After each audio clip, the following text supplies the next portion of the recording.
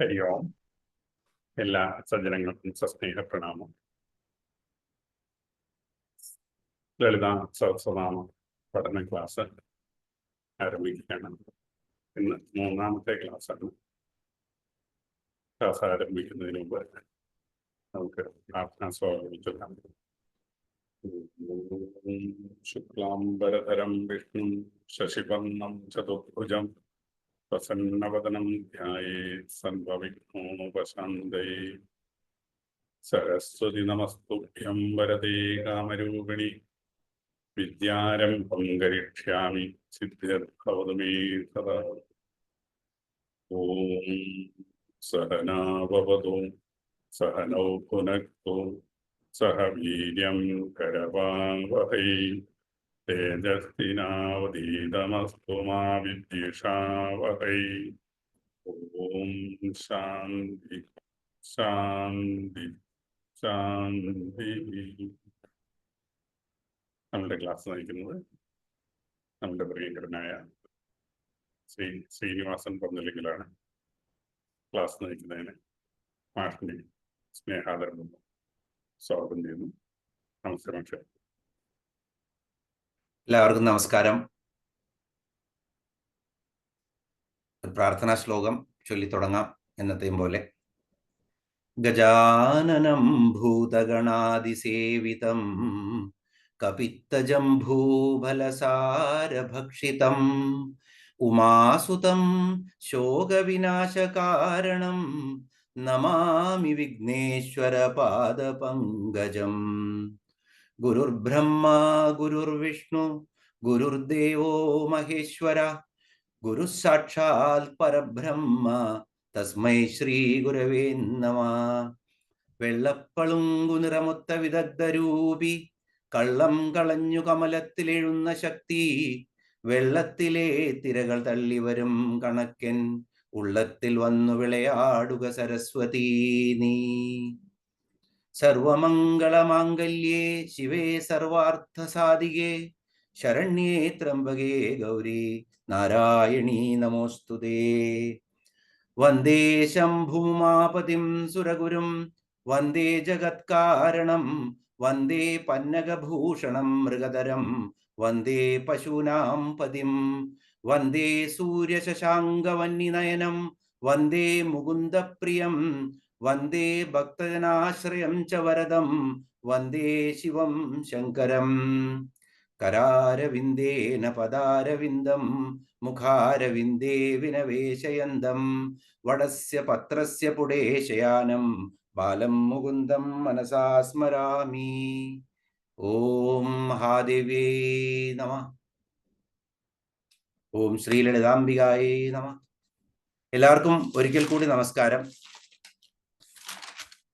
നമ്മള് വളരെ വിശദമായിട്ട് തന്നെ ലളിത സ്തോത്ര മാഹാത്മ്യത്തെക്കുറിച്ച് അല്ലെങ്കിൽ അതിൻ്റെ പൂർവ്വപീഠികയെക്കുറിച്ച് വളരെ വ്യക്തമായിട്ടും വളരെ ഡീറ്റെയിൽ ആയിട്ടും കഴിഞ്ഞ 3 ക്ലാസ്സുകളിൽ നമ്മൾ അവതരിപ്പിച്ചു. അപ്പോൾ അതെല്ലാവർക്കും ഒന്ന് ഓർമ്മ പുതുക്കിയിട്ട് എടുത്തു വയ്ക്കാം. കാരണം എന്താ വെച്ചാൽ ഇന്ന് മുതൽ നമ്മൾ വന്ദന ശ്ലോകങ്ങളിലോട്ട് കടക്കും. അപ്പോൾ ഇവിടെ ഇന്നത്തെ ദിവസം വളരെ വിശിഷ്ടമായിട്ടുള്ള ഒരു ദിവസമാണ്. ഇന്ന് മാതൃദിനമാണ്. അപ്പോൾ നമ്മൾ ലളിതാ സഹസ്രനാമം ശരിയായിട്ടും ആരംഭിക്കുന്നത് ഇന്നാണ്, മാതൃദിനത്തിൻ്റെ അന്ന്. അതൊരു വളരെ ശുഭകരമായിട്ടുള്ള ഒരു എന്താ പറയുക കോയിൻസിഡൻസ്, യാദൃശ്ചികമായിട്ടുള്ളൊരു സംഭവമാണ്. എങ്കിൽ കൂടി മാതൃദിനം നമ്മെ ഓർമ്മിപ്പിക്കുന്നത് ഓരോ മനുഷ്യനും എത്രമാത്രം നമ്മൾ നമ്മുടെ മാതാവിനോട് കടപ്പെട്ടിരിക്കുന്നു എന്നുള്ളതാണ്. ആചാര്യസ്വാമികളുടെ മാതൃപഞ്ചരത്നം വായിച്ചു കഴിഞ്ഞാൽ, ശരിക്കും അതിൻ്റെ അർത്ഥം അറിഞ്ഞു കഴിഞ്ഞാൽ നമ്മുടെ കണ്ണിൽ നിന്നും കണ്ണുനീരൊഴുകും. കാരണം ഒരു പുത്രന് വേണ്ടി ആഗ്രഹിച്ചിരുന്ന വയസ്സാം കാലത്ത് കിട്ടിയ ഒരു മകൻ, ആ മകനെ അച്ഛൻ മരിച്ചതിന് ശേഷം ബാലനായിരിക്കുന്ന മകനെ സന്യാസത്തിന് പോകണമെന്ന് അമ്മയിൽ നിന്നും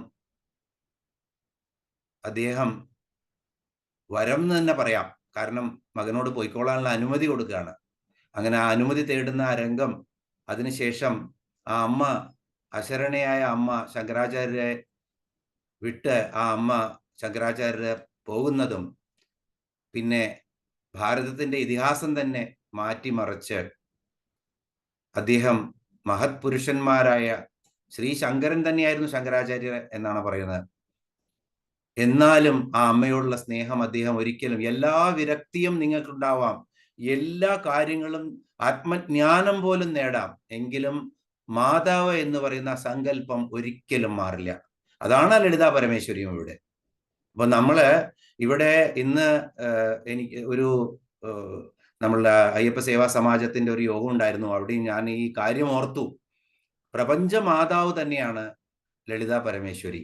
നമ്മളൊരു, എന്തുകൊണ്ടാണ് ശരീരം ആർജിച്ച ഒരു ശിശുവായി നമ്മൾ പിറക്കുമ്പോൾ 2 സ്ഥലങ്ങൾ മാത്രമാണ് നമ്മളുടെ നോക്കിക്കഴിഞ്ഞു കഴിഞ്ഞാൽ ആവശ്യമില്ലാത്ത രീതിയിൽ മാറ്റമുള്ളതുള്ളൂ. ഒന്ന് നമ്മളുടെ പൊക്കിൾ കൊടി, അംബിളിക്കൽ കോഡ് നിന്ന സ്ഥലം ഒഴിഞ്ഞു പോകുമ്പോൾ വരുന്ന നമ്മൾ പറയുന്ന നാഭി. ആ നാഭി അതൊരു കുഴിയായിട്ടായിരിക്കും, അല്ലെങ്കിൽ ബെല്ലി ബട്ടൺ എന്ന് പറഞ്ഞ് പൊങ്ങിയിട്ടായിരിക്കും ചിലരുടെ. അതുപോലെ തന്നെ നമ്മുടെ സഹസ്രാരത്തിലുള്ള ആ ഒരു പതി, അത് ഒരു 6 മാസം വരെങ്കിലും ഒരു ശിശുവിലുണ്ടായിരിക്കും. ബാക്കിയെല്ലാം പൂർണ്ണമായി വരുന്ന ഒരു ശിശുവിന് അത് മാത്രമേ ബാക്കിയുള്ളൂ. അതിനെക്കുറിച്ച് നിങ്ങൾ ചിന്തിക്കുക. പക്ഷെ ഇവിടെ പൊക്കിൾ കൊടിയെ കുറിച്ച് ഞാൻ തീർച്ചയായിട്ടും പറയും. എന്തിനാണ് ദൈവം നമ്മൾക്ക് ഒരു സ്കാർ തന്നത് അവിടെ, അല്ലെങ്കിൽ ഒരു മുറിവ് തന്നത്? അതൊരു കലയാണ്. പൊക്കിൾ കൊടി ഒരു കലയാണ്. ആ കല എന്നും നമ്മൾ അവിടെ തടവുമ്പോഴോ, അല്ലെങ്കിൽ അവിടെ തൊടുമ്പോഴോ, അല്ലെങ്കിൽ കണ്ണാടിയിൽ നമ്മുടെ പൊക്കിൾ കൊടി കാണുമ്പോഴോ നമ്മളുടെ മാതാവിനെ നമ്മൾ ഓർക്കണം എന്നാണ് പറയുന്നത്. സ്വന്തം അമ്മ തൻ്റെ ജീവരക്തം ഈ പൊക്കിൾ കൊടിയിലൂടെ നമ്മൾക്ക് നിദാനമായി തന്നു പോന്നിരുന്നു. ആ ജീവനാണ് നമ്മളിൽ ഈ തുടിക്കുന്നത്. 9 മാസവും നമ്മെ ചുമന്ന് നമ്മൾക്ക് വേണ്ടത് എല്ലാവിധ കഷ്ടപ്പാടുകളിലും മാതൃപഞ്ച രത്നത്തില് അത് പറയുന്നുണ്ട്, വരികളൊക്കെ ഓർത്തു കഴിഞ്ഞാൽ. അപ്പൊ അവിടെ അത് കാണുമ്പോൾ, അല്ലെങ്കിൽ അവിടെ സ്പർശിക്കുമ്പോൾ, അത് തൊടുമ്പോൾ നമ്മൾക്ക് നമ്മുടെ മാതാവിനെ അപ്പോഴെങ്കിലും എന്നും ഓർമ്മ വരണം എന്ന് ഒരു അടയാളം ബാക്കിയാക്കാൻ വേണ്ടിയിട്ടാണ് അങ്ങനെ ഈ പൊക്കിൾ കൊടി കൊഴിഞ്ഞുപോയ സ്ഥലത്ത് ഈ നാഭി ഉണ്ടാക്കിയത് എന്നാണ് അത്ര സങ്കല്പം ദൈവം. അല്ലെങ്കിൽ ദൈവത്തിന് അതിന്റെ ആവശ്യം ഉണ്ടായിരുന്നില്ല. ആ സ്കാറും തീർന്നു പോയി കഴിഞ്ഞാൽ അത് ലെവലായി മാറുമായിരുന്നു. ഒരിക്കലും നമുക്ക് അതിന്റെ ആവശ്യം വരില്ല. അപ്പൊ നമ്മളുടെ മാതാവിനെ നമ്മൾ സദാ സ്മരിക്കണം. ഏത് അവസ്ഥയിലാണെങ്കിലും, സുഖത്തിലാണെങ്കിലും, ദുഃഖത്തിലാണെങ്കിലും, ദുരിതത്തിലാണെങ്കിലും, ആത്മീയ ആചാര്യ അവസ്ഥയിലാണെങ്കിലും, മാതൃ സ്മരണയില്ലാത്ത ജീവന് യാതൊരുവിധ ഗതിയുമില്ല എന്നാണ് എല്ലാ പുരാണങ്ങളും, അതുപോലെ തന്നെ നമ്മുടെ എല്ലാ നമ്മുടെ സംസ്കൃതി നമുക്ക് പറഞ്ഞു തരുന്നത്. അതുപോലെയാണ് നമ്മളുടെ ഭാരതാംബ. അപ്പൊ നമ്മൾക്ക് ഭാരതഖണ്ഡത്തെ ഇന്ന് ലോകം മുഴുവൻ നോക്കുന്ന ഏക സംസ്കൃതിയാണ് ഭാരതം. വിഘടിച്ച്, അല്ലെങ്കിൽ വളരെ മോശമായ രീതിയിൽ മുന്നോട്ട് പോയിക്കൊണ്ടിരിക്കുന്ന ഒരു ജനതയാണ് എല്ലായിടത്തും കാണുന്നത്. പാശ്ചാത്യർ പോലും മനസ്സിലാക്കുന്നുണ്ട് എത്ര ഗാഠമായിട്ടുള്ള, അതുപോലെ തന്നെ എത്ര ഗഹനമായിട്ടുള്ള സങ്കല്പങ്ങളാണ് ഋഷികളും മുനികളും അവർ ചിന്തിച്ചുറപ്പിച്ച് നമ്മൾക്ക് എഴുതി തന്നിരിക്കുന്നത്. ഉപനിഷത്തുകളിലൂടെയും വേദങ്ങളിലൂടെയും പുരാണങ്ങളിലൂടെയും ഈ എന്താ പറയുക, വിശുദ്ധ ഗ്രന്ഥം എന്നും നമ്മൾ പറയില്ല അതിനെ. അതെല്ലാം നമ്മുടെ ജീവൻ തന്നെയാണ്, ജീവിതം തന്നെയാണ് ഇതെല്ലാം. അപ്പോ ഇതെല്ലാം നമുക്ക് ആണേട്ട് പറഞ്ഞു തരുന്നത് നമ്മുടെ ഈ ഭാരത ഭൂമി എന്ന് പറഞ്ഞു കഴിഞ്ഞാൽ ചുരുങ്ങി ഇപ്പോ അത് വളരെ ചെറുതായി മാറിയിരിക്കുന്നു. ആ ഭാരത ഭൂമിയെ തന്നെ നമ്മളെ ഭാരത അംബയായിട്ടാണ് കണക്കാക്കുന്നത്. നമ്മൾ പറഞ്ഞു ഈ വിശ്വ ബ്രഹ്മാണ്ടത്തിന്റെ അമ്മയാണ് ലളിതാ പരമേശ്വരി. നമ്മുടെ അമ്മ കഴിഞ്ഞാൽ നമ്മളുടെ ഏറ്റവും അടുത്ത അമ്മ തന്നെയാണ് ലളിതാ പരമേശ്വരി. കാരണം ഈ ബ്രഹ്മാണ്ടത്തിലെ സകല ചരാചരങ്ങളെയും പാലൂട്ടി വളർത്തി പരിപോഷിപ്പിച്ച് അവരെ കാത്തുരക്ഷിക്കുന്ന ജഗദീശ്വരി തന്നെയാണ് അമ്മ. അതുകൊണ്ട് തന്നെ നമ്മൾ ഭാരതാംബയുടെ സങ്കല്പം, ഇപ്പൊ ഭാരതം എന്ന് പറഞ്ഞാൽ നമ്മളെ ഒരു അമ്മയായിട്ടാണ് സങ്കല്പിക്കുന്നത്. ആ ഭൂപടം തന്നെ നോക്കിക്കോളൂ, അങ്ങനെയാണ് നമ്മൾ സങ്കല്പിക്കുന്നത്. അപ്പൊ അവിടെ പലപ്പോഴും ഇപ്പോ അടുത്ത കാലത്ത് നമുക്കറിയാം ഇപ്പൊ എന്താണ് നടന്നുകൊണ്ടിരിക്കുന്നതെന്ന്. കശ്മീർ, കശ്യപ മഹർഷിയുടെ കശ്മീർ എന്ന് പറയുന്നതിനേക്കാളിലും എനിക്കിഷ്ടം ശ്രീനഗരം എന്ന് പറയാനാണ്.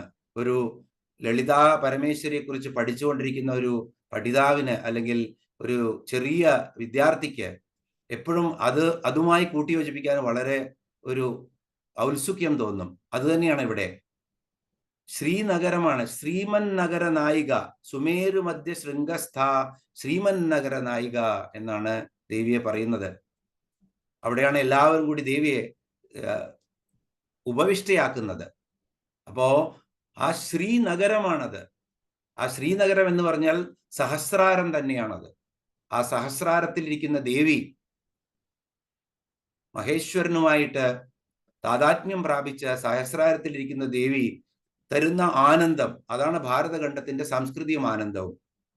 ആ ആനന്ദം നഷ്ടപ്പെട്ടപ്പോഴാണ് അഗസ്ത്യമുനി വളരെയധികം സങ്കടപ്പെട്ടതും അദ്ദേഹം ഏകാംബരേശ്വര ക്ഷേത്രത്തിൽ പോയിട്ട് ധ്യാനനിരതനായിരുന്നതും. എങ്ങനെ ജ്ഞാനം കൊടുക്കാം, എന്തു പറഞ്ഞാലും മനസ്സിലാകാതെ ഉഴറി നടക്കുന്ന ഭാരതത്തിലെ ഈ ജനങ്ങൾക്ക് എങ്ങനെ ജ്ഞാനം പകരാം എന്ന് ചിന്തിച്ച് ഉഴന്ന് ഏകാംബരേശ്വര ക്ഷേത്രത്തിലിരുന്ന അഗസ്ത്യമുനിക്ക് ഹയഗ്രീവമൂർത്തി, ജ്ഞാനത്തിന്റെ തന്നെ എല്ലാവിധ സദ്രൂപങ്ങളുടെയും സദ്ഗുണങ്ങളുടെയും പര്യായമായിട്ടുള്ള വിഷ്ണു രൂപമായിട്ടുള്ള ഹയഗ്രീവമൂർത്തി പ്രത്യക്ഷപ്പെട്ട് പറഞ്ഞു കൊടുക്കുന്നതാണ് ലളിതാ സഹസ്രനാമം. നമ്മൾക്ക് കിട്ടിയത് അങ്ങനെയാണ്. അതല്ലാതെ അതാരാണ് രചിച്ചതെന്നൊക്കെ നമ്മൾ അറിഞ്ഞു. അത് വീണ്ടും നമ്മൾ ആ വരികൾ വരുമ്പോൾ പറയും. അപ്പോ ഇതേപോലെ ഈ ഭാരതാംബയുടെ ചൈതന്യം നഷ്ടപ്പെട്ട സമയത്ത് കന്യാകുമാരിയിലെ ഒരു പാറയിൽ കടൽ നീന്തി ചെന്നിരുന്ന് സ്വാമി വിവേകാനന്ദൻ, മറ്റൊരു ഉജ്ജ്വല രത്നം ഭാരതത്തിന്റെ, അദ്ദേഹം അവിടെ ഇരുന്ന് ലോക സമാധാനത്തിൽ അല്ലെങ്കിൽ ഭാരതത്തിലെ ജനങ്ങളുടെ ജ്ഞാനം നീങ്ങി ജ്ഞാനം വരണേ എന്ന് ധ്യാനം ചെയ്തു അവിടെ എന്നാ പറയുന്നത്. അപ്പോ നമ്മൾ കേട്ടിരിക്കുന്നത് അങ്ങനെ ഭ്രാന്താലയമാണെന്ന് വിളിച്ചു കേരളത്തെ, എന്നിട്ട് അവർക്ക് നല്ല ബുദ്ധി വരാൻ. അതല്ല, മൂലാധാരത്തിലിരിക്കുന്ന ദേവി ശക്തിയാണ്. ദേവിയുടെ ചൈതന്യത്തിന്റെ അടിസ്ഥാനം എന്ന് പറഞ്ഞു കഴിഞ്ഞാൽ കുണ്ടലിനിയുടെ മൂലാധാരമാണ്. ഭാരതഖണ്ഡത്തിന്റെ മൂലാധാരമാണ് കന്യാകുമാരി. ഭാരതഖണ്ഡത്തിന്റെ സഹസ്രാരമാണ് ശ്രീനഗരം. അപ്പോ എത്രമാത്രം അടുത്ത് കിടക്കുന്നു ഈ കാര്യങ്ങളൊക്കെ. നമ്മൾ അജ്ഞതയുടെ ഒരു വലിയ കണ്ണാടി വെച്ച് ഒരുപാട് കാര്യങ്ങൾ നമ്മുടെ ബുദ്ധിയിൽ നിന്നും ചികഞ്ഞെടുക്കാൻ ശ്രമിക്കുന്നു. വീണ്ടും വീണ്ടും വീണ്ടും നമ്മൾ നമ്മുടെ മാനസിക വിഷമത്തിലും അല്ലെങ്കിൽ ശാരീരിക വിഷമത്തിലും ഇങ്ങനെ നമ്മൾ ആ ചക്രത്തിൽ തിരിഞ്ഞുകൊണ്ടിരിക്കുകയാണ്. അപ്പൊ ഇതിനൊക്കെ കണക്ട് ചെയ്യുമ്പോഴാണ് നമുക്ക് മനസ്സിലാവുന്നത് നമ്മുടെ ചരിത്രം അല്ലെങ്കിൽ നമ്മളുടെ ഈ ഋഷിവര്യന്മാർ നമുക്ക് തന്നിരിക്കുന്ന ഈ സംസ്കൃതി എത്ര പരിപാവനമാണെന്ന്.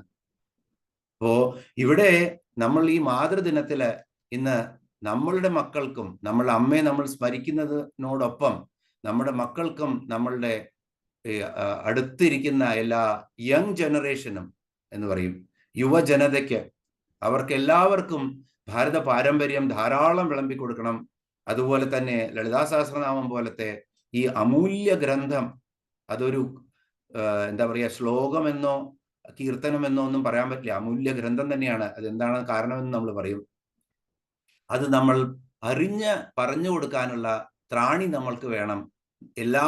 ഈ ജഗദീശ്വരിയെ ധ്യാനിക്കുന്നതിനോടൊപ്പം തന്നെ അതിനെ സംരക്ഷിക്കുവാനുള്ള, ആ സംസ്കൃതിയെ സംരക്ഷിക്കാനുള്ള, ലോക നന്മയ്ക്ക് വേണ്ടി പ്രവർത്തിക്കാനുള്ള ആ ചങ്കൂറ്റം നമുക്ക് എല്ലാവർക്കും വരട്ടെ എന്ന് നമുക്ക് ഈ മാതൃദിനത്തിൽ പ്രാർത്ഥിക്കാം. ഇപ്പോ നമ്മൾ ഒരുപാട് കാര്യങ്ങൾ പറഞ്ഞു. നമ്മൾ പൊതുവെ സ്തോത്രത്തിലേക്കൊക്കെ പോകുന്നതിന് മുന്നേ തന്നെ എപ്പോഴും നമ്മൾ ഇതെല്ലാം ചെയ്യുന്നത് എന്തിനാണെന്നുള്ള ഒരു ബോധം നമ്മൾക്ക് വേണം. നമ്മളത് ശുദ്ധബോധമാണ്, അതിനെ കണ്ടെത്തണം എന്നൊക്കെ പറഞ്ഞു. അപ്പോൾ ആത്മവിദ്യ എന്താണെന്ന് നമുക്കിവിടെ, ആത്മവിദ്യാ സ്വരൂപിണിയാണ് ആര്? ശ്രീ ലളിതാ പരമേശ്വരി.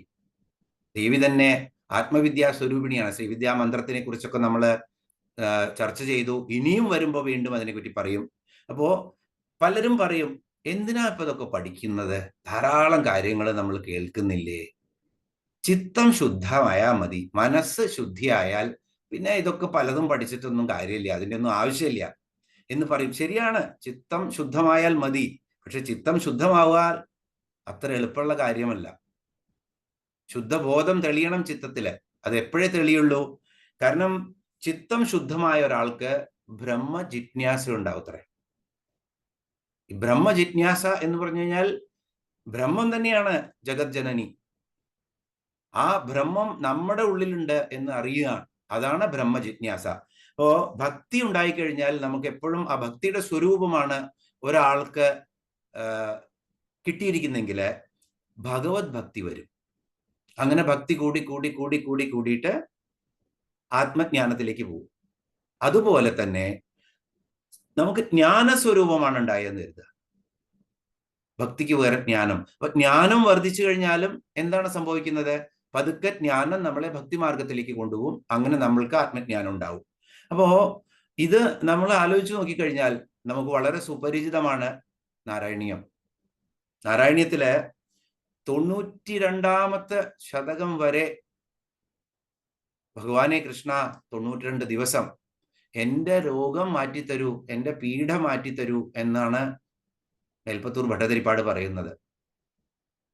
എന്നിട്ടോ അത് കഴിഞ്ഞ് 93ാം ദശകത്തിലെ 9ാമത്തെ ശ്ലോകമാണെന്നാണ് എനിക്ക് ഓർമ്മ, കൃത്യമായിട്ട് അറിയില്ല. ഹി ഹി മേ ദേഹമോഹം ത്യജ പവനപുരാദീശ യത് പ്രേമഹേതോ ഗേഹേ വിത്തേ കളത്രാദിഷു ച വിവശിത ത്വത്പദം വിസ്മരന്തി. 93ാമത്തെ ദിവസമാണ് അദ്ദേഹത്തിന് പോലും ഓർമ്മ വരുന്നത്. ദേഹമോഹമായിരുന്നു ഇത്ര ദിവസം. പിന്നെയും പറയുന്നുണ്ട് ആ ശ്ലോകത്തിന്റെ അന്ത്യത്തിൽ, എനിക്കിത് ഉപേക്ഷിക്കാൻ പറ്റില്ല എന്നാലും ഇതൊക്കെ അറിഞ്ഞാലും എന്ന് പറയുന്നുണ്ട്. അപ്പൊ ഇതൊന്നും ഉപേക്ഷിക്കണം എന്നല്ല നമ്മൾ പറയുന്നത്.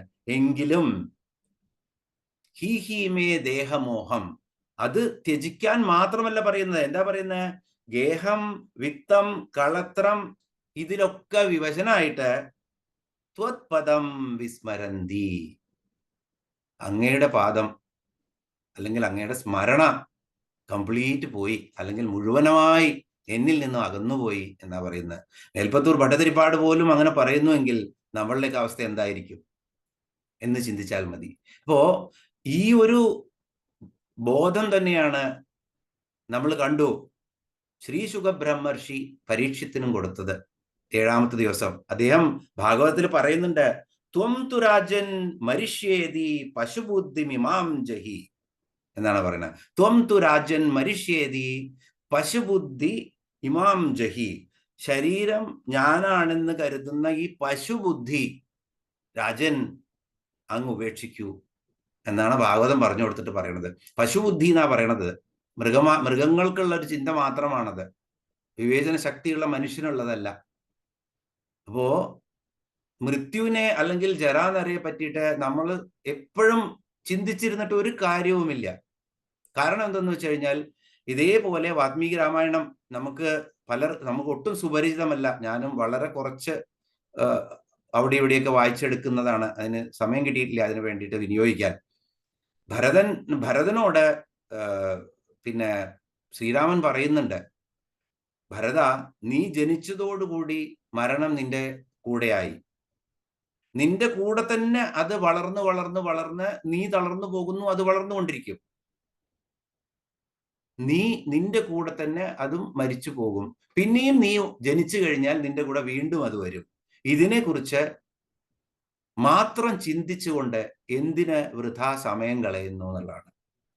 അപ്പോൾ സംഭവിക്കാൻ പോകുന്ന ഒരു കാര്യത്തെക്കുറിച്ച് നമ്മൾ വീണ്ടും വീണ്ടും അത് തന്നെ പറഞ്ഞ്, വേദാന്തമല്ല ഇത്, അത് തന്നെ ചിന്തിച്ചിരുന്ന് നമ്മൾ ശോകമൂകരായിട്ടോ അല്ലെങ്കിൽ പേടിച്ചിട്ടോ ഭയചകിതരായിട്ടോ ഒരു കാര്യവുമില്ല. കാരണം അത് സംഭവിക്കാൻ പോകുന്നതാണ്. ഇപ്പോ എന്നാൽ ആത്മജ്ഞാനം എങ്ങനെ നേടാം? അപ്പൊ എല്ലാവർക്കും ഷോർട്ട് ടെക്നിക്സ് വേണം. പെട്ടെന്ന് നടക്കണം കാര്യം. പെട്ടെന്ന് നടക്കണം എന്ന് പറഞ്ഞാൽ നിത്യമായിട്ടുള്ള ഒരു വസ്തുവിനെ വിട്ടിട്ട് നമ്മൾ അനിത്യത്തെ തേടിക്കൊണ്ടിരിക്കുകയാണ്. അപ്പൊ അത് മാറാൻ വേണ്ടിയിട്ട് നമുക്ക് ഫാസ്റ്റ് ടെക്നിക്ക് വേണം. നീലകണ്ഠ ദീക്ഷിതർ എന്ന് പറഞ്ഞിട്ട് ഒരു തമിഴ് കവി ഉണ്ടായിരുന്നു. അദ്ദേഹത്തിന്റെ കവിതകളൊക്കെ വളരെ മഹാകവിയായിരുന്നു. 1700 ജീവിച്ചിരുന്നതായിരുന്നു. അദ്ദേഹം രാജാവിന്റെ ആസ്ഥാന കവി കൂടിയായിരുന്നു അവിടുത്തെ. മധുരയിലെ.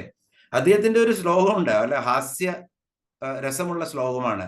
ഒരു ശിഷ്യൻ വന്നിട്ട് ഒരു വൈദ്യനോട് ചോദിച്ചു അത്രേ, എനിക്കും വൈദ്യശാസ്ത്രം പഠിക്കണം ഗുരു, എന്നെ ഒന്ന് പഠിപ്പിച്ചു തരുമെന്ന്.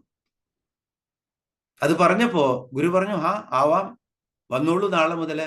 എത്ര സമയമെടുക്കും എന്ന് ചോദിച്ചു അത്രേ.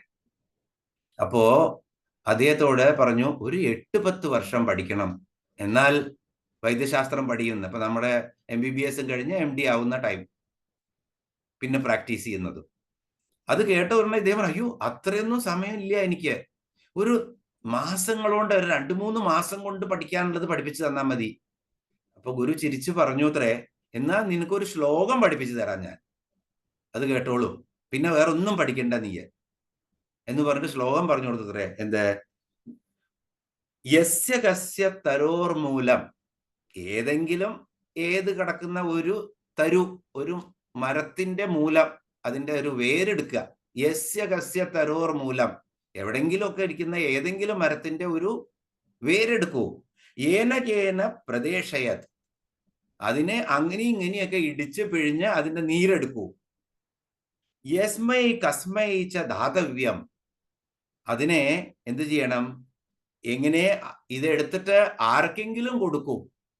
ഇന്ന രോഗത്തിന് ഇന്നല്ല, കണ്ടവർക്കൊക്കെ ആർക്കെങ്കിലും ഒക്കെ ഇത് കൊടുത്തോളൂ. എന്നാ എന്താ ഉണ്ടാവുക? യത്വാ തത്വാ ഭവിഷ്യതി, എന്ന് വെച്ച് കഴിഞ്ഞാൽ മാറുകയോ മാറാതിരിക്കുകയോ ചെയ്യും. മാറിയാൽ നമ്മുടെ ഭാഗ്യം, മാറിയില്ല ഉണ്ടെങ്കിൽ ആരും പറയൊന്നുമില്ല, തന്നു, നമ്മൾ വിധിയായിരിക്കും എന്ന് കരുതിയിട്ട് മിണ്ടാണ്ടിരിക്കും. കാരണം മരത്തിന്റെ നീരല്ലേ, അത് കാരണം വലിയ ബുദ്ധിമുട്ടൊന്നും വരില്ല. അപ്പോ ഇതാണ് ഷോർട്ട് ടെക്നിക്ക്. ഇത് പഠിച്ചു കഴിഞ്ഞു കഴിഞ്ഞാൽ ഒരു കാര്യവും നടക്കില്ല നമുക്ക്. ചിലപ്പോ ഫലിച്ചു എന്ന് വരും, ചെറിയ സമയത്തിന്, ചിലപ്പോ ഫലിച്ചില്ല എന്നും വരും. അപ്പോ എപ്പോഴും നമ്മൾ ആത്മജ്ഞാനം നേടാൻ ശ്രമിക്കുമ്പോൾ അതൊരു വലിയ കോഴ്സാണ്. അതിന്റെ പിന്നാലെ നമ്മൾ പോണം. കാരണം പരിണമിക്കാത്ത, അതല്ലെങ്കിൽ മാറ്റമില്ലാത്ത ഒരു വസ്തുവാണ് പൂർണ്ണത്വം. ആ പൂർണ്ണത്വത്തിനെ നമ്മൾ തേടുകയാണ്. അപ്പൊ നമ്മള് ഒരിക്കൽ കൂടി അതിനെക്കുറിച്ച് ആലോചിക്കാം. ശ്ലോകങ്ങളിൽ പോകുമ്പോൾ പിന്നെ നമ്മൾ അത് മാത്രമേ പറയുള്ളൂ. അപ്പോ ശരീരത്തിന് 3 അവസ്ഥകളാണ് നമ്മൾ പറഞ്ഞു. നമ്മളുടെ ഈ അവസ്ഥകൾ ഏതൊക്കെയാണ്? ജാഗ്രത്, സ്വപ്നം, സുഷുപ്തി. ജാഗ്രത് എന്ന് പറഞ്ഞാൽ ഇപ്പോഴുള്ള നമ്മളുടെ ഉണർന്നിരിക്കുന്ന അവസ്ഥ.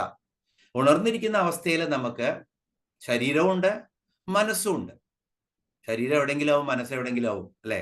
അപ്പോ അത് രണ്ടും ഉണർന്നിരിക്കുന്നു, രണ്ടും ചിന്തിക്കുന്നു. പിന്നെ ഞാനും ഉണ്ട്, ശരീരമുണ്ട്, മനസ്സുണ്ട്, ഞാനുണ്ട് ജാഗ്രത്തില്. ഇനി സ്വപ്നം. സ്വപ്നം എന്ന് പറഞ്ഞാൽ നമ്മൾ ഉറങ്ങി സ്വപ്നം കാണുന്നു, അത്രയേ ഉള്ളൂ. അത് മുഴുവനായിട്ട് നമ്മൾ ആ 3ാമത്തെ സുഷുപ്തി എന്നുള്ള അവസ്ഥയിലേക്ക് പോയിട്ടില്ല. അപ്പൊ സ്വപ്നത്തിന്റെ അവസ്ഥയിൽ എന്താ ഉള്ളത്? ശരീരമില്ല, ശരീരത്തിന് നമുക്ക് കാണാൻ പറ്റില്ല, അല്ലെങ്കിൽ അനുഭവിക്കാൻ പറ്റില്ല. പക്ഷെ മനസ്സ് അപ്പോഴും ഉണ്ട്, പക്ഷേ ഞാനും ഉണ്ട്.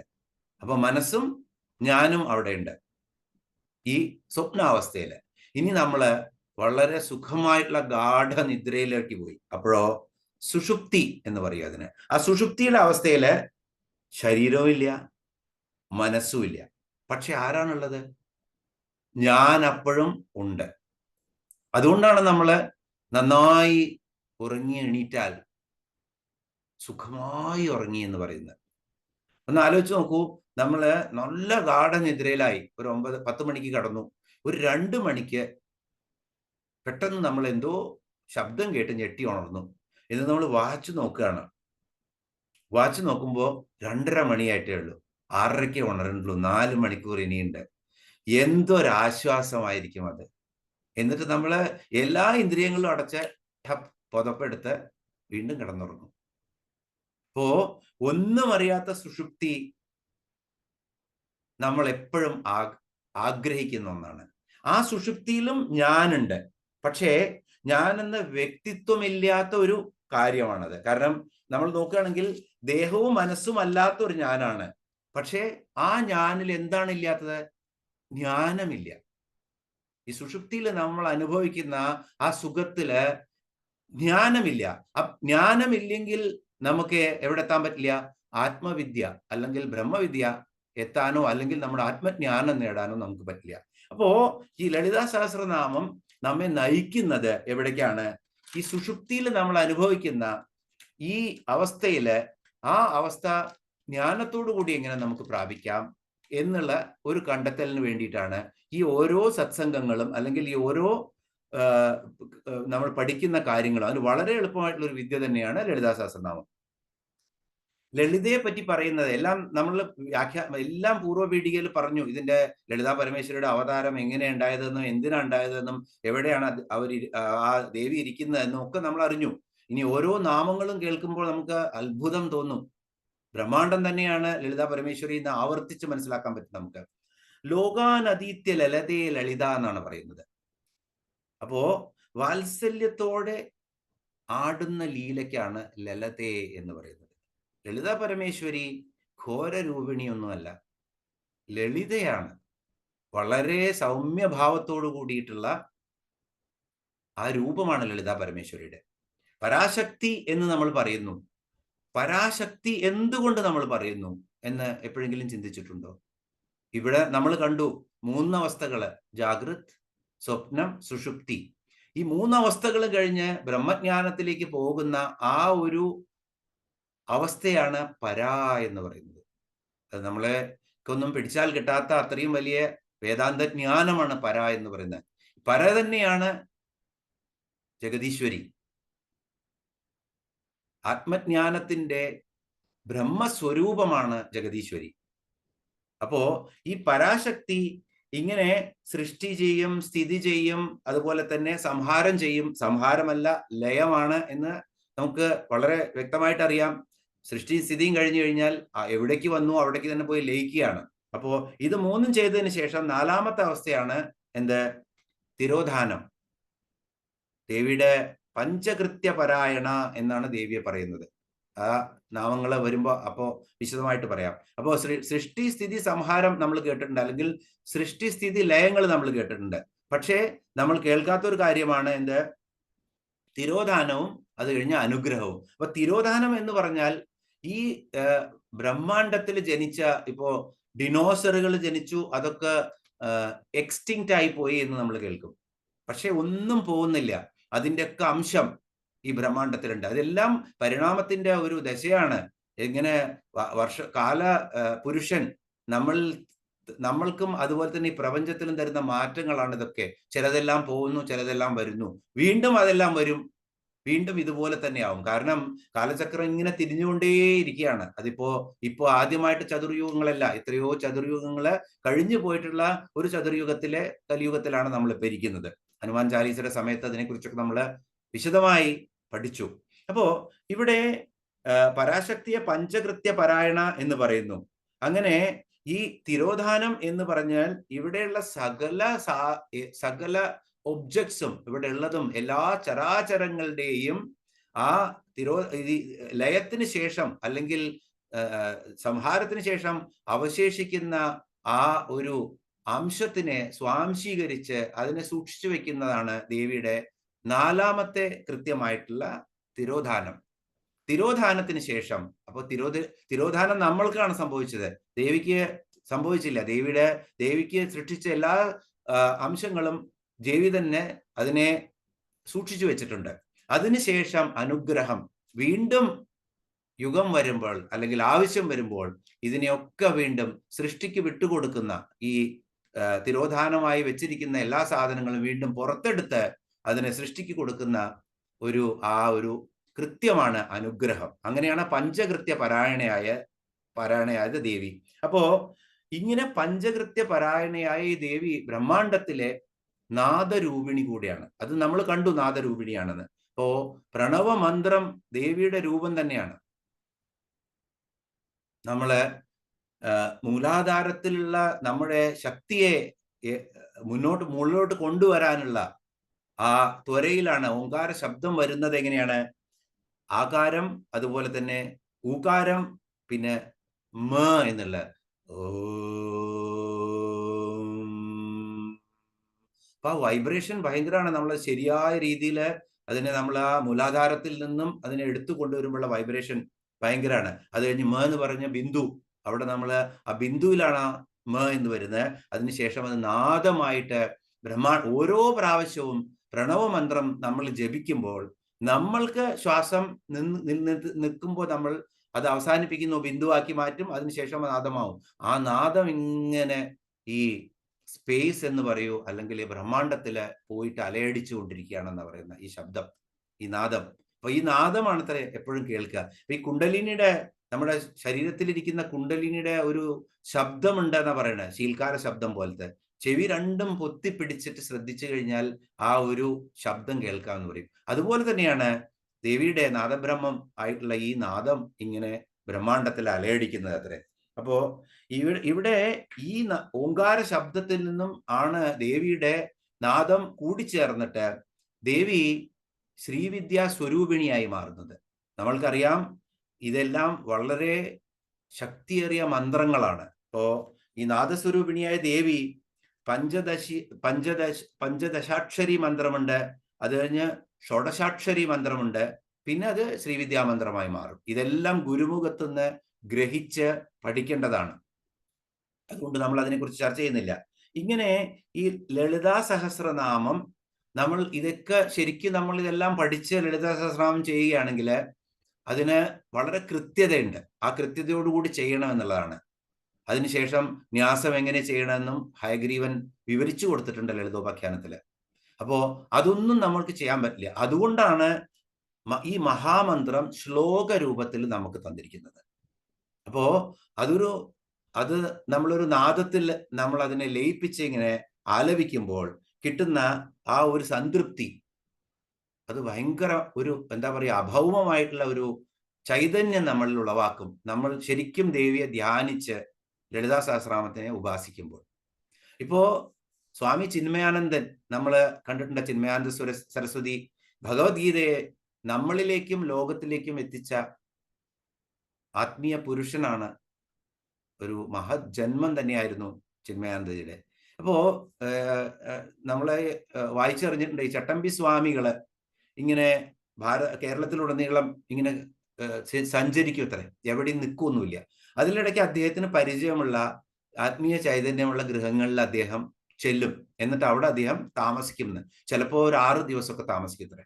അങ്ങനെ ഈ ചിന്മയാനന്ദജിയുടെ അമ്മയുടെ ഗുരു കൂടിയായിരുന്നു ചട്ടമ്പി സ്വാമി എന്നാ പറയുന്നത്.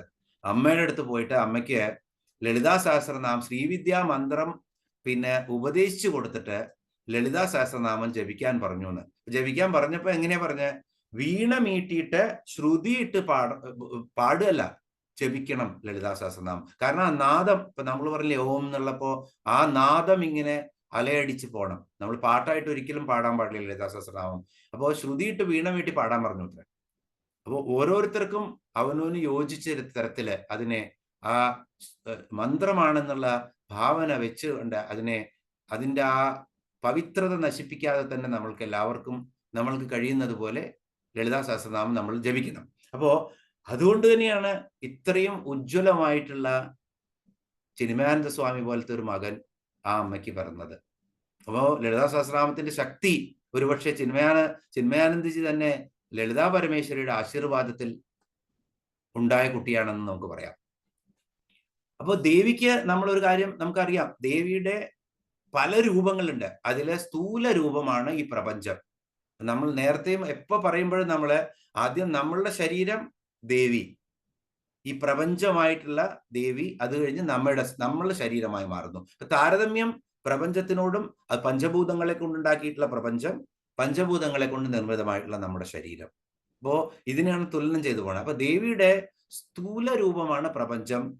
അപ്പൊ നമ്മളൊക്കെയും ദേവിയുടെ സ്ഥൂല രൂപം തന്നെയാണ്. അതാണ് അതിന്റെ. അപ്പോ ഇങ്ങനെ ഈ സ്ഥൂല രൂപം കഴിഞ്ഞ് ദേവിയെ നമ്മളുടെ ഉള്ളിലേക്ക് നമ്മൾ കാണണം എങ്കിൽ 6 ത്രയങ്ങളുണ്ട് എന്നാ പറയുന്നത്. എന്ന് പറഞ്ഞാൽ മണ്ഡലത്രയം, അത് കഴിഞ്ഞാൽ ഗുണത്രയം, മൂർത്തിത്രയം, അവസ്ഥാത്രയം, ശക്തിത്രയം, അത് കഴിഞ്ഞാൽ കൃത്യത്രയം. ഇതൊന്ന് നമുക്ക് പെട്ടെന്ന് നോക്കാം. 3 മണ്ഡലത്രയങ്ങളാണ് സൂര്യമണ്ഡലം, ചന്ദ്രമണ്ഡലം, അഗ്നിമണ്ഡലം. അതുപോലെ 3 ഗുണങ്ങളാണ് സത്വം, രജസ്, തമോ ഗുണം. 3 മൂർത്തികളാണ് ബ്രഹ്മ, വിഷ്ണു, മഹേശൻ. 3 അവസ്ഥകളാണ് ജാഗ്രത്, സ്വപ്നം, സുഷുപ്തി. 3 ശക്തികളാണ് ഏതൊക്കെ? ദേവി തന്നെ ഇച്ഛാശക്തി, ക്രിയാശക്തി, ജ്ഞാനശക്തി, ക്രിയാശക്തി സ്വരൂപിണി ദേവി തന്നെയാണത്. അത് 3 ശക്തികളാണ്. അത് കഴിഞ്ഞ് 3 ചെയ്തികളുണ്ട്, അല്ലെങ്കിൽ കൃത്യങ്ങളുണ്ട്. എന്ത് കൃത്യമാണ്? സൃഷ്ടി, സ്ഥിതി, സംഹാരം. പഞ്ചകൃത്യങ്ങൾ നമ്മൾ കണ്ടു, പക്ഷെ 3 കൃത്യങ്ങളാണ് നമ്മൾ പ്രധാനമായിട്ടും കാണുന്നത്. ഇങ്ങനെ ഈ 6 ത്രയങ്ങള് നമ്മൾ കാണുമ്പോൾ, മണ്ഡലത്രയങ്ങൾ കഴിഞ്ഞ് 7ാമത്തെ അവസ്ഥയിലേക്ക് പോകുമ്പോഴാണ് ത്രിപുടി എന്നാണ് പറയുക. ത്രിപുടിയൊക്കെ വ്യാഖ്യാനിക്കാൻ ഉള്ള യാതൊരു കഴിവും എനിക്കില്ല. ത്രിപുടി എന്ന് പറയുന്നത് ഇതും ലളിതാ സഹസ്രനാമത്തിൽ പറയുന്നുണ്ട്. ധ്യാന ധ്യാതൃ ധ്യേയ രൂപ എന്നാണ് പറയുന്നത്. ഇത് തന്നെയാണ് ത്രിപുടി. ധ്യാനിക്കുന്നതും, അല്ലെങ്കിൽ നമ്മളൊരാളെ പെട്ടെന്ന് ധ്യാനമൊക്കെ വിടും, ഒരാളെ കാണുന്നു, അപ്പൊ കാണുന്ന ആള് കാണാൻ വേണ്ടി ആര് കാണുന്നുവോ, ആരെ കാണുന്നുവോ, കാണും എന്നുള്ള ആ പ്രോസസ്സ്, അവിടെ ധ്യാനം കൂട്ടിയാൽ മതി. അതാണ് ശുദ്ധ ഭാഷയിൽ ത്രിപുടി, ലളിതമായി പറഞ്ഞു കഴിഞ്ഞാൽ. അപ്പോ ഒബ്ജക്റ്റും സബ്ജക്റ്റും അതിന്റെ പ്രോസസ്സും ആണ് ത്രിപുടിയായി വരുന്നത്. പക്ഷെ വളരെ ഗഹനമായ അർത്ഥമാണ് ത്രിപുടിക്ക്. അങ്ങനെ ഈ ഒരു എല്ലാ മണ്ഡലങ്ങളും കഴിഞ്ഞു കഴിഞ്ഞാൽ ദേവിക്ക് ഉള്ള സ്വരൂപങ്ങളെ കുറിച്ച് നമുക്ക് അറിയാൻ ശ്രമിക്കാം. അപ്പോൾ നമ്മൾ സ്ഥൂല രൂപമുണ്ട് ദേവിക്ക്. അത് കഴിഞ്ഞ് ഈ മണ്ഡലങ്ങളെല്ലാം കടന്നാൽ നമുക്ക് ദേവിയെ പ്രാപിക്കാം എന്നാണ് പറയുന്നത്. അപ്പോ സൂക്ഷ്മ രൂപത്തില് ദേവി നമ്മൾക്ക് പ്രത്യക്ഷമാവുന്നത് എങ്ങനെയാണ്? മന്ത്രരൂപം.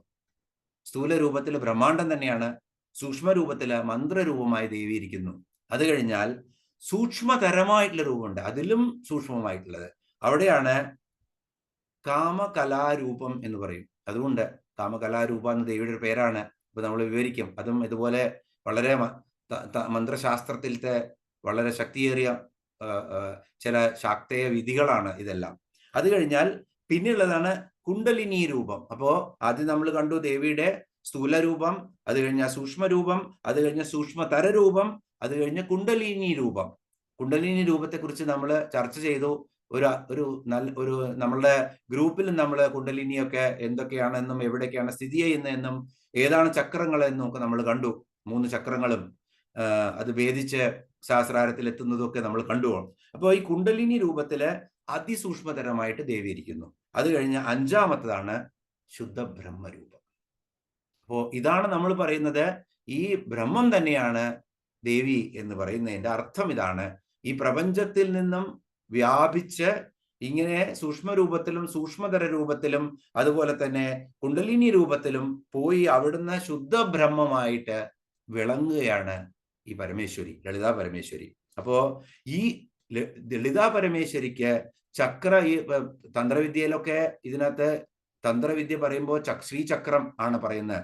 ശ്രീചക്രത്തിൽ തന്നെ 18 രൂപത്തിലുള്ള കാമേശ്വരികളും കാമേശനും ഉണ്ടെന്നാ പറയുന്നത്.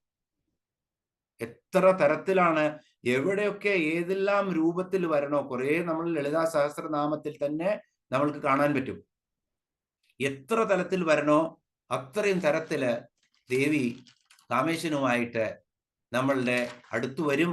അതുപോലെ തന്നെ ആവശ്യത്തിന് അനുസരിച്ച് ദേവി ഭക്തർക്ക് വേണ്ടതെല്ലാം നൽകും എന്നുള്ള ഒരു സൂചന കൂടിയാണ് ഇവിടെ. ഓക്കെ, ഇനി നമ്മള് ഇപ്പോ ഇവിടെ ഈ ശ്ലോകങ്ങളിലേക്ക് നമുക്ക് പോവാം. ഇവിടെ ശ്ലോകങ്ങൾ പറയുന്നതിന് മുന്നേ നമ്മൾ ഒരു ചെറുതായിട്ട് ലളിതാ സഹസ്രനാമത്തെ എങ്ങനെ ജപിക്കണം എന്നുള്ള ഒരു വിധി എന്ന് പറയില്ല, ശുദ്ധമായിട്ടുള്ള അക്ഷരസ്ഫുടതയോടുകൂടി വിരല് വെച്ച് പ്രാക്ടീസ് ചെയ്യണം. കാരണം തെറ്റിയാലും ഒരു കുഴപ്പവുമില്ല. കാരണം ആദ്യത്തെ നാമം തന്നെ ശ്രീമാത എന്നാണ്. ശ്രീമാത എന്ന് പറഞ്ഞാൽ അമ്മ എല്ലാം പൊറുക്കുന്നവളാണ്. എത്ര തെറ്റ് മക്കൾ ചെയ്താലും അമ്മ ക്ഷമിക്കും. പക്ഷേ നമ്മൾ മുട്ടിലിഴയെ മാത്രമേ ചെയ്യുള്ളൂ എന്ന് ശഠിച്ചു കഴിഞ്ഞാൽ അമ്മ നമ്മളെ പിടിച്ചെണീപ്പിക്കും, എന്നിട്ട് വീണോളാൻ പറയും.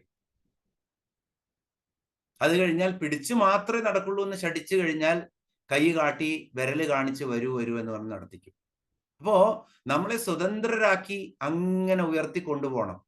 അതുകൊണ്ടാണ് പറയുന്നത്, നമ്മൾ ഇങ്ങനെ നമുക്കൊക്കെ ഇവിടെ ഒരു ഈ ലളിതാ സഹസ്രനാമ സ്തോത്രത്തിനെ പറ്റി അറിയാനുള്ള ഒരു ജിജ്ഞാസ വളരെയധികം കാലമായിട്ട് സാധന ചെയ്യുന്നവരാണ് എല്ലാവരും. എന്നാലും അത് വന്നതിലൂടെ പറയുകയാണ്, നമ്മൾ ശുദ്ധമായി അക്ഷരം വെച്ച്, വലിയ അക്ഷരമുള്ള പുസ്തകം വെച്ച് അത് വിരല് വെച്ച് വായിച്ച് ശീലിക്കണം. എപ്പോ വേണമെങ്കിൽ നമുക്ക് ലളിതാ സഹസ്രനാമ സ്തോത്രം വായിക്കാം. അത് നമ്മൾ നേരത്തെ അതിനെക്കുറിച്ച് നമ്മൾ കണ്ടു. കാരണം അനിശം കീർത്തയേത് ഇതം എന്നാണ് ആര് പറഞ്ഞിരിക്കുന്നത്? അഗസ്ത്യന് പറഞ്ഞു കൊടുത്തപ്പോഴേ ഹയഗ്രീവൻ പറഞ്ഞു കൊടുത്തതാണ് അനിശം കീർത്തയേത് ഇതം.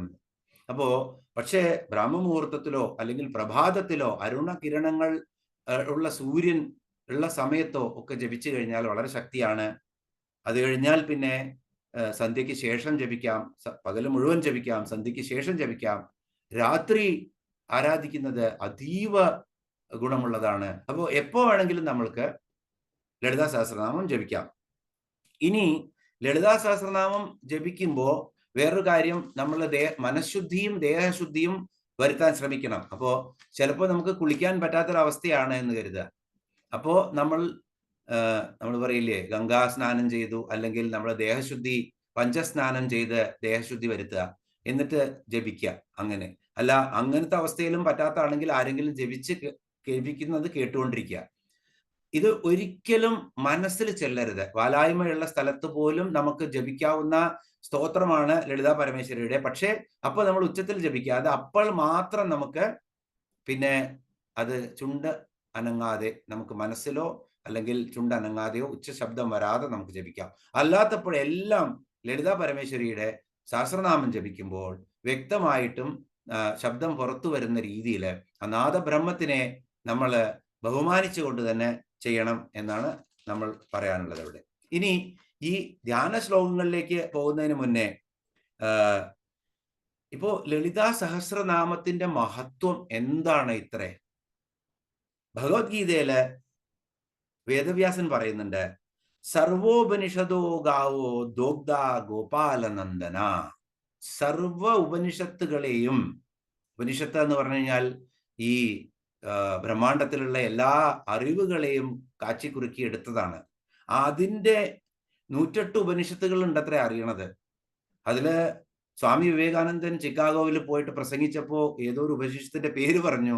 അതിപ്പോഴും ഈ ഭാരതത്തിലെ ആളുകള് ഈ ഉപനിഷത്തിനെ പറ്റി പഠിച്ചുകൊണ്ടിരിക്കുകയാണ്, ഇത് ഏത് ഉപനിഷത്താണെന്ന്. കാരണം കണ്ടെടുക്കാൻ പറ്റിയിട്ടില്ല. അത്രയും ലുപ്തമായി പോയിട്ടുള്ള ഉപനിഷത്തുകൾ പോലും ഉണ്ട്. അപ്പൊ അത്രയും ആയിട്ടുള്ള ഉപനിഷത്തുകളുടെ എല്ലാ സാരങ്ങളും ഒരു ഗോവാക്കി മാറ്റി അതിനെ കറന്നെടുക്കുന്ന ഗോപാലനായിട്ട് നമുക്ക് തരുന്നതാണ് ഭഗവത്ഗീത എന്നാണ് പറയുന്നത്. അപ്പോ ഇത് തന്നെയാണ് നമുക്ക് ലളിതാ സഹസ്രനാമത്തിനെ പറ്റി പറയാറില്ല. കാരണം ദേവിയെ അടുത്തറിയുന്ന വാഗ്ദേവതകള്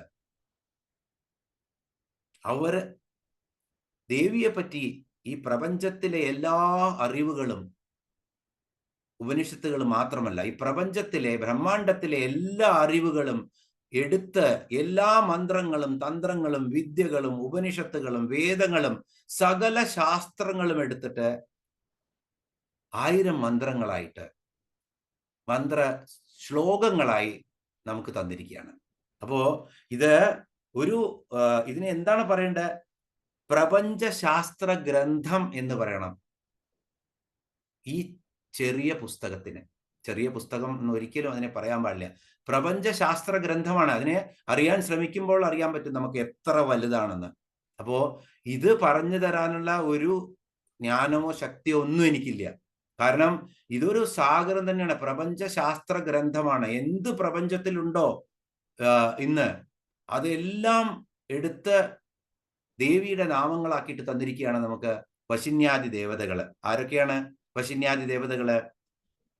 വശിനി, കാമേശ്വരി, വിമോദിനി, വിമല, അരുണ, ജൈനി, സർവേശ്വരി, കൗളിനി, ഇങ്ങനെയുള്ള 8 ദേവതകളാണ്. വാഗ്ദേവതയായ സരസ്വതിയുടെ രൂപങ്ങളായിട്ടുള്ള 8 ദേവതകളാണ് ഈ വശിന്യാദി ദേവതകൾ. അവർ പ്രത്യക്ഷമായിട്ട് അവതരിപ്പിച്ചു തന്നതാണ്, എഴുതിയത് മാത്രമല്ല. അതും ദേവി തന്നെ പറഞ്ഞു ചെയ്തതാണ്. അത് നമുക്ക് തരുന്നത് ആരാണ്? ഹയഗ്രീവമൂർത്തി അഗസ്ത്യനിലൂടെ തരികയാണ് നമുക്ക്. അപ്പോ നമ്മൾ കണ്ടു, ജ്ഞാനത്തിന്റെ 2 രൂപങ്ങളാണ്. ഒന്ന് ദക്ഷിണാമൂർത്തി. പക്ഷെ ദക്ഷിണാമൂർത്തി മുഴുവൻ സാത്വികമല്ല എന്നാണ് പറയുന്നത് ചിന്തകന്മാരും അതുപോലെ ഋഷികളും ഒക്കെ. കാരണം എത്ര പറഞ്ഞാലും ശൈവ തേജസ്സാണ് ദക്ഷിണാമൂർത്തി. അതേ സമയത്ത് വിഷ്ണുവിന്റെ തേജസ്സായിരിക്കുന്ന ഹയഗ്രീവമൂർത്തി സാത്വികമാണ്, തികച്ചും സാത്വികമാണ്. അപ്പോ ലളിതാ സ്തോത്രം അല്ലെങ്കിൽ ലളിതാ സഹസ്രനാമ സ്തോത്രം എന്ന് പറഞ്ഞാൽ തികച്ചും അത് സാത്വികമാണ്. അതിനെക്കുറിച്ച് അത് അതിനെക്കുറിച്ച് ഒരു പേടിയും നമുക്ക് അത് ഉപാസിക്കുമ്പോൾ ആവശ്യമില്ല. ധ്യാന ശ്ലോകങ്ങൾ ചൊല്ലുക, എന്നിട്ട് കൃത്യതയോടുകൂടി ദേവിയെ മനസ്സിൽ പ്രതിഷ്ഠിച്ച് അമ്മയെ ഉപാസിക്കുക എന്നുള്ളതേ ഉള്ളൂ. ആ ലളിതാ സഹസ്രനാമ സ്തോത്രം ചൊല്ലുക. അപ്പൊ അതിൽ കൂടുതൽ നമുക്ക് ഈ ന്യാസങ്ങളൊക്കെ ചെയ്യണമെങ്കിൽ നമുക്ക് ഗുരുമുഖത്തു നിന്ന് അതിനുള്ള എല്ലാ ഇത് എന്താ പറയുക ഉപദേശങ്ങളൊക്കെ കിട്ടണം എന്നാണ് പറയുന്നത്. അപ്പൊ ന്യാസമൊന്നും ചെയ്തോളണമെന്ന് നിർബന്ധമില്ല. ഈ ധ്യാന ശ്ലോകങ്ങള് ഇപ്പോ ഈ ഇത് ധ്യാന ശ്ലോകത്തില് ഈ ന്യാസത്തിൽ പറയുന്നത് എന്താണെന്ന് ചുരുക്കത്തിൽ ഞാനിവിടെ പറഞ്ഞു തരാം. ഇതിനകത്ത് ന്യാസത്തിൽ പറയുന്നത് ഒന്ന് ഋഷി ആരാണ് ഇതിന്റെ എന്ന് പറയുന്നുണ്ട്. അപ്പോ എല്ലാ കൃതികൾക്കും ഒരു ഋഷി വേണം. ഇവിടുത്തെ ഋഷി വശിന്യാദി വാഗ്ദേവതകൾ തന്നെയാണ്. അവര് നമ്മൾ കണ്ടു 8 പേര്. ദേവത ആരാണ്? ശ്രീ ലളിതാ പരമേശ്വരി തന്നെയാണ് ഇവിടെ ദേവത ലളിതാ സഹസ്രനാമ സ്തോത്രത്തിന്റെ. ഛന്ദസ്സോ അനുഷ്ടുപ് ഛന്ദഹ എന്നാണ്. അപ്പൊ അനുഷ്ടുപ്പ് എന്ന് പറഞ്ഞാൽ 8 അക്ഷരങ്ങളുള്ള, പിന്നെ അതുപോലെ തന്നെ 32 അക്ഷരങ്ങളുള്ള 4 വരികളാണ് അനുഷ്ടുപ്പ്. അതാണ് ഛന്ദസ്. നമ്മൾ മലയാളത്തിൽ പഠിച്ചിട്ടുണ്ട്. ഛന്ദസ് എന്നാൽ അക്ഷരങ്ങൾ ഇത്ര എന്നത് കൃത്യമായി എന്നാണ് പഠിച്ചത്. ഛന്ദസ് എന്നാൽ അക്ഷരങ്ങൾ ഇത്ര എന്നത് കൃത്യമായി എന്ന്. അപ്പോ 32 അക്ഷരങ്ങളുള്ള 4 വരികളാണ്. അപ്പൊ ചില നാമങ്ങളിൽ 3 അക്ഷരങ്ങളുള്ളതുണ്ട്, 2 അക്ഷരങ്ങളുള്ളതുണ്ട്. അതുപോലെ തന്നെ 18 അക്ഷരങ്ങളുള്ള 1 വരി മുഴുവനുള്ള, 2 വരി മുഴുവനുള്ള 18 അക്ഷരങ്ങളുള്ള നാമങ്ങളും ഉണ്ട് ഇതിനകത്ത്. അത് നമ്മൾ ഓരോ നാമങ്ങളിലേക്കും നമ്മൾ പ്രവേശിക്കുമ്പോൾ നമുക്ക് കൃത്യമായിട്ട് കാണാം. അതുപോലെ തന്നെ ഇതിന്റെ ബീജം വാഗ്ഭവകൂടമാണ്. കാരണം പഞ്ചദശാക്ഷരി മന്ത്രം തന്നെയാണ് ലളിതാ പരമേശ്വരി. അപ്പോ ബീജം വാഗ്ഭവകൂടമാണ്. ബീജമന്ത്രത്തിലെ ആദ്യ 5 അക്ഷരത്തിനെയാണ്, അത് നമ്മൾ കണ്ടു വാഗ്ഭവകൂടം എന്താണെന്ന്. പക്ഷെ നാമങ്ങളിൽ വീണ്ടും വരും ഇത്. അതുപോലെ തന്നെ ഈ മന്ത്രത്തിന്റെ ശക്തി എന്ന് പറയുന്നത് നടുവിലുള്ള 6 അക്ഷരങ്ങളായിട്ടുള്ള മധ്യകൂടമാണ്. അതുപോലെ കീലകം എന്ന് പറയുന്നത് ശക്തികൂടമാണ്, അവസാനത്തെ 4 അക്ഷരം. ഇങ്ങനെ ഉള്ള ഈ കീലകം ഒരു രക്ഷാകവചം ആണ് കീലകം എന്ന് പറഞ്ഞാൽ. അപ്പൊ ഇങ്ങനെയാണ് ഇതിന്റെ ന്യാസത്തില്. ഇതെല്ലാം പറയുമ്പോൾ നമ്മൾക്ക് ന്യാസം ചെയ്യാൻ അറിയുന്നവർക്ക് ചെയ്യാം, അറിയാത്തവർക്ക് അത് ചെയ്യേണ്ട ആവശ്യമില്ല. അല്ലാത്ത പക്ഷം ശുദ്ധമായിരുന്ന് സ്ഫുടതയോടുകൂടെ ലളിതാ സഹസ്രനാമം ജപിക്കുക എന്നുള്ളതാണ് നമുക്ക് ചെയ്യാനുള്ളത്.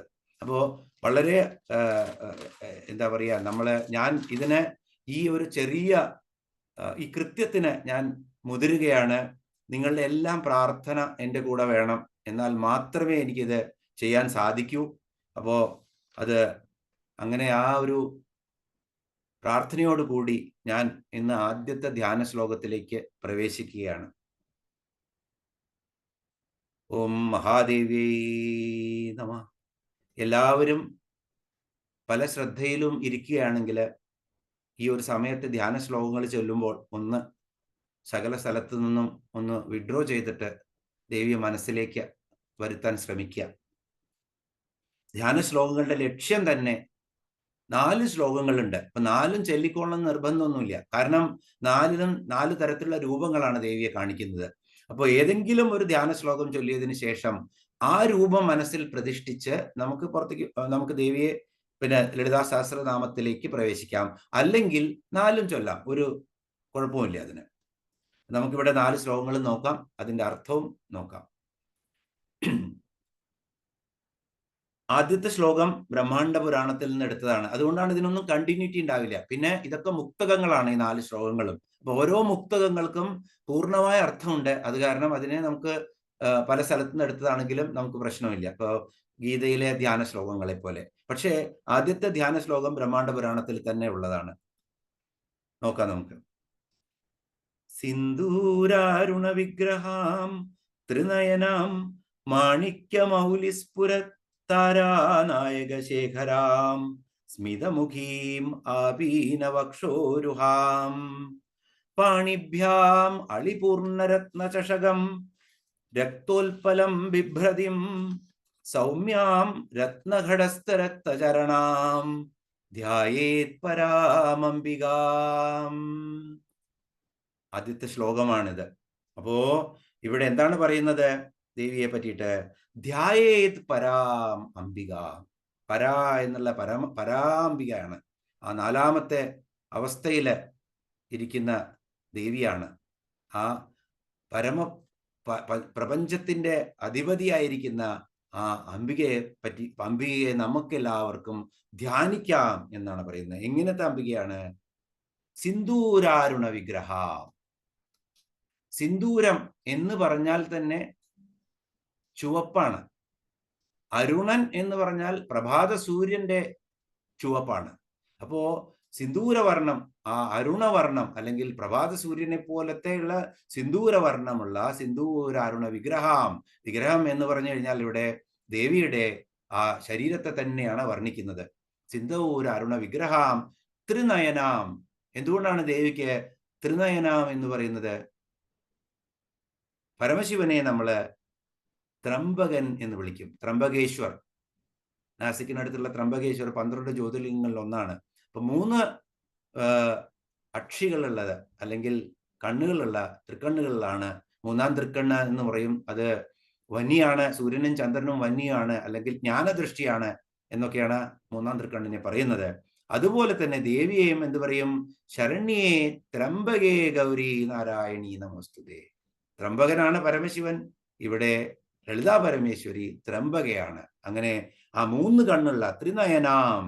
അത് കഴിഞ്ഞാലോ മാണിക്യ മൗലി സ്ഫുരത്താരാനായക ശേഖര. ഇവിടെ താരാനായക ശേഖരൻ. താരാനായകൻ ആരാണ്? ചന്ദ്രൻ. താരകളുടെയൊക്കെ നായകനായി വിളങ്ങുന്ന ചന്ദ്രൻ. അപ്പോ താരാനായകൻ എവിടെയാണ്? മാണിക്യ മൗലി സ്ഫുരത്. മാണിക്യം പതിച്ചിട്ടുള്ള, മാണിക്യത്തിന്റെ വർണ്ണം തന്നെ എങ്ങനത്തതാണ്? ചുവപ്പ് നിറമാണ്. ആ ഭംഗിയുള്ള മാണിക്യരത്നങ്ങൾ പതിച്ചിട്ടുള്ള മൗലിയിലെ ശിരസിലെ കിരീടം, മൗലി ശിരസ് അല്ലെങ്കിൽ കിരീടം രണ്ടും നമ്മൾ എന്ത് പറയും? മൗലി എന്ന് പറയും. ആ കിരീടത്തിൽ മുഴുവൻ മാണിക്യരത്നങ്ങൾ പതിച്ചിരിക്കുകയാണ്. അവിടെ വിളങ്ങുന്നത് ആരാണ്? താരാനായകൻ. ആ ചന്ദ്രൻ ആ കിരീടത്തിൽ വിളങ്ങിക്കൊണ്ടിരിക്കുകയാണ്. അപ്പൊ നമ്മള് സിന്ദൂരാരുണ വിഗ്രഹം, ചുവന്ന നിറമുള്ള ആ അരുണ ഉദയസൂര്യനെ പോലത്തെ ശോഭിക്കുന്ന ദേഹമുള്ള ദേവി, ത്രിനയനയായ ദേവി, അതുപോലെ തന്നെ മാണിക്യം പതിച്ച ശിരസിൽ കിരീടമണിഞ്ഞ ദേവി, അതിൽ ചന്ദ്രകലയുള്ള അല്ലെങ്കിൽ ചന്ദ്രനെ അണിഞ്ഞ ദേവി, താരാനായക ശേഖരാം സ്മിതമുഖി. ഈ ലോകത്തെ മുഴുവൻ മയക്കുന്ന ആ പുഞ്ചിരിയോടുകൂടെ സദാ പ്രസന്നവദനയായിട്ട് ദേവി അങ്ങനെ വിളങ്ങുകയാണ്. സ്മിതമുഖീം ആപീനവക്ഷോരുഹാം. ഇവിടെ ആപീനം എന്ന് പറഞ്ഞാൽ സ്ഥൂലം, വലിയത്. വക്ഷോരുഹം എന്ന് പറഞ്ഞാൽ ഇവിടെ ആ മാതാവിന്റെ സ്തനങ്ങളെയാണ് ഇവിടെ പറയുന്നത്. വലിയ സ്തനങ്ങളാണ് ദേവിയുടെ. കാരണം ഈ പ്രപഞ്ച മാതാവാണ് ദേവി. അപ്പൊ ഈ പ്രപഞ്ചത്തിനെ മുഴുവൻ സകല ചരാചരങ്ങളെയും പാലൂട്ടി വളർത്താനുള്ള, പോഷകാംശം കൊടുക്കാനുള്ള എല്ലാ സാധനങ്ങളും പഞ്ചഭൂതങ്ങളിൽ കൂടെ നിറച്ച് നമ്മൾക്ക് തരാനുള്ള അത്രയും വലിയ മാറിടമുള്ള ദേവിയാണ്. അതുകൊണ്ടാണ് എന്ത് പറയുന്നത്? ആപീനം, വലിയത്, വലിയ സ്ഥാനങ്ങളുള്ള ദേവിയാണ്. പക്ഷോരുഹാം. ഓക്കെ. പാണിഭ്യാം. അപ്പോ സിന്ദൂരാരുണ വിഗ്രഹാം ത്രിനയനാം മാണിക്യം ഔലസ്ഫുര താരാനായക ശേഖരാം സ്മിതമുഖീം ആപീന വക്ഷോരുഹാം.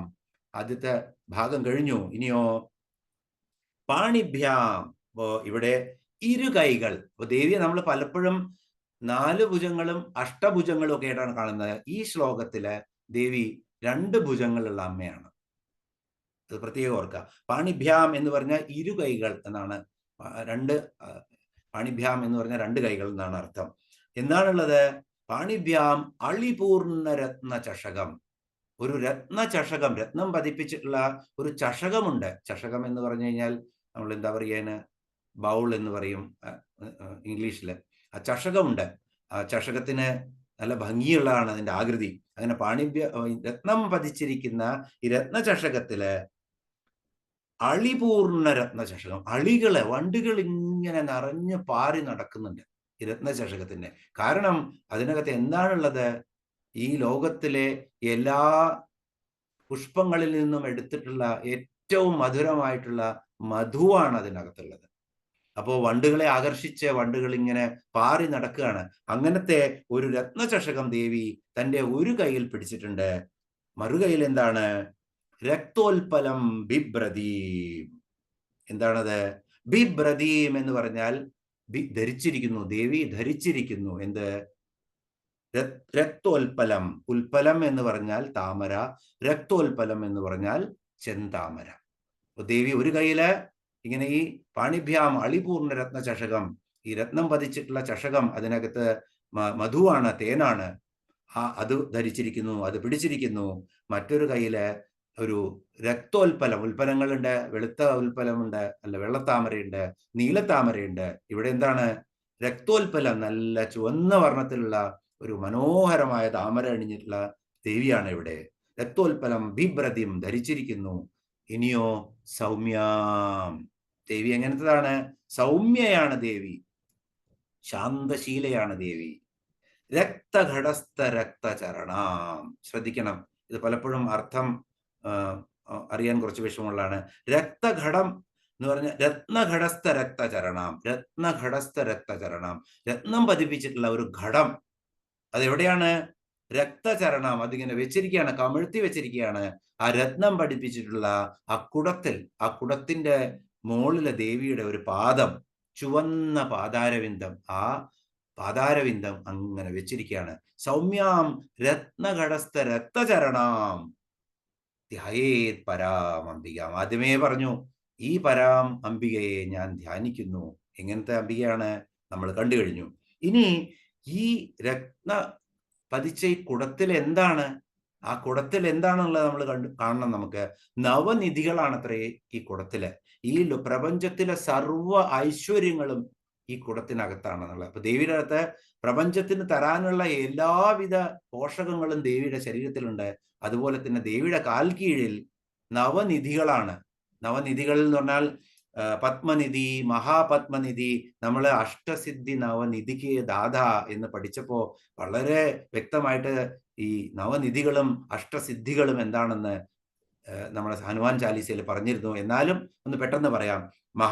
പത്മനിധി, മഹാപത്മനിധി, ശംഖനിധി, മകരനിധി, കച്ഛപനിധി, മുകുന്ദനിധി, കന്ദനിധി, നീലനിധി, ഖർവനിധി, ഇങ്ങനെയുള്ള 9 തരത്തിലുള്ള നവനിധികൾ ഇതിനകത്തുണ്ട്. പ്രപഞ്ചത്തിലെ സകല ഐശ്വര്യങ്ങളും അവിടെ ഉണ്ടെന്നാണ് പറയുന്നത്. അതിൽ കാല് വെച്ചിരിക്കുന്ന ആ ദേവിയുടെ രൂപമാണ്. അത് നമുക്ക് മനസ്സിൽ പതിപ്പിക്കാം. ഒന്നുകൂടി ശ്ലോകം ചൊല്ലാം. സിന്ദൂരാരുണ വിഗ്രഹാം ത്രിനയനാം മാണിക്യമൗലസ്ഫുരത്താരാനായക ശേഖരാം സ്മിതമുഖീം ആപീനവക്ഷോരുഹാം പാണിഭ്യാമളിപൂർണരത്നചഷകം രക്തോൽപ്പലം ബിഭ്രതിം സൗമ്യാം രത്നഘടസ്ഥരക്തചരണാം ധ്യായേത് പരാമംബികാം. ഓം മഹാദേവ്യൈ നമഃ. ഇന്ന് സമയം കുറച്ച് അതിക്രമിച്ചു, 9:30 നമുക്ക് ഇവിടെ ദേവിയുടെ രൂപം അങ്ങനെ മനസ്സിൽ പ്രതിഷ്ഠിച്ച് ഇന്നിവിടെ അവസാനിപ്പിക്കാം. ദേവിയുടെ എല്ലാ കാരുണ്യവും കൃപയും എല്ലാവർക്കും ഉണ്ടാവട്ടെ ഈ മാതൃദിനത്തില് എന്ന് ആഗ്രഹിച്ചുകൊണ്ടും പ്രാർത്ഥിച്ചുകൊണ്ടും നിർത്തുന്നു. തിരുമേനി, ഇന്ന് നമുക്ക് വേണ്ടിയിട്ട്